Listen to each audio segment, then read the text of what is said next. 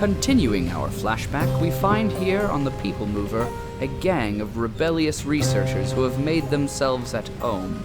In a world where scientific knowledge is restricted to the corporate elite, these free scientists have begun compiling information of their own to distribute for the betterment of the policies at large. For a price, of course. Operating underground figuratively as well as literally, the science fair roams the tunnels of the People Mover, avoiding anyone who does not know the proper code.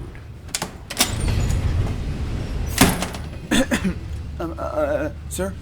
What do we say? Since when can Superman fly? Welcome back, Mr. Snidge. The professor has been waiting for you. Ah, Andrew. Have you completed your assignment? I have 3 different compounds. Yeah, but do any of them work?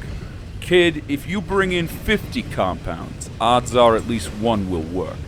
The assignment was to create one, and only one, unique compound that can kill these damn cockroaches. Ease up. The kid's scared shitless. Look at his face. He's the one who wants to be here. Now, am I Dean of Admissions or not? You are. Andrew, this is your second try. We can't let you submit 3 compounds. I'm pretty sure they all work. Hey! I'll just take this one and test it. If it's like you said, it shouldn't matter which one we test. If it kills a cockroach, you'll be TA next week. Don't build him up. All of us had to bust our asses to get access. If he can't contribute, he gets I nothing. could do all kinds of research if I only had the equipment. Galileo ground his own lenses to create the first telescope. This was when the sky was visible regularly, of course. And Albert Einstein unraveled the mysteries of the universe on the backs of cocktail napkins. How is that possible? I thought... Everything you thought is wrong, kid. You bother me. And if you fail this time, we'll inject you with rat flu. Rules are rules. Back at the lab, I'll set up a control with the latest roach mutation. Then we'll see if your concoction can kill the little buggers. This time it'll work, Andrew. If you did your homework. Yeah, I hope so. I can't get any research done alone. You're just dying for a lab coat, bow tie, and the protection that comes with them. Well, that too. Kids these days.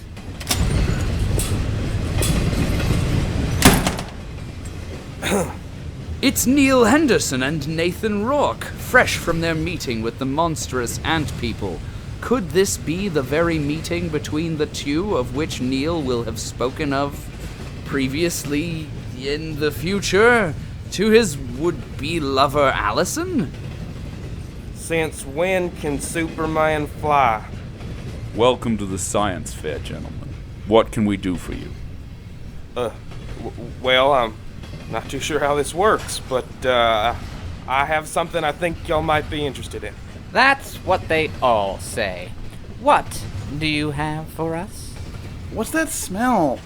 I think it's your cologne. Show them in our material. Our material? Go with me on this. Yes, our material. These idiots are wasting our time. Let's move on to the next car. No, wait, take a look. Well, brother, very nice. This is a hermetically sealed containment tube. These are very rare. I've never actually seen one in person. What's inside? Well, whatever it is, it's valuable. Undoubtedly. However, without a positive identification, we can't make you an offer. It could be anything. Well, you're the science folk. If you don't know what's in it, well, who the hell am I gonna ask? Oh, for a grant, we could ID it back at the lab. Hey, we're selling, not paying here, pal. I don't know you, and I don't trust you, so please commence to shutting up. And you, scientist, I'm selling, not paying here, pal. I bet the tube is full of engineered genetic material. Yeah, sure. Stem cells or an egg. An egg? And it's still viable. Quite possibly. However, we cannot be certain. And if my colleague, the ignoramus, continues offering free suppositions to potential customers, he may succumb to an acute case of the rat flu. It was just a hypothesis. In any case, We thank you for your submission, but are unable to accept at this time. You won't buy it, No. but it's worth something. A great deal, I would imagine, but we just don't know for sure. What the hell am I supposed to do now? Whatever you want, Stinky. Let's get back to the lab. Agreed.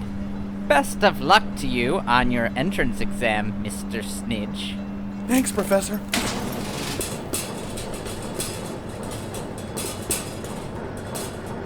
You with those punks? Yes. Well, no, not yet, actually. This is your stop. Whoa! Well, you little smartass, you were talking up a storm back there. That's one thing I can do, shoot the shit. Not like I'd shoot the shit, kid. You gonna tell me your name now? Nathan Rourke. Pleased to meet you, Mr. Henderson. Now tell me more about this containment tube you're trying to sell. Those lab coats weren't interested. Why should you be? Maybe I know something they don't.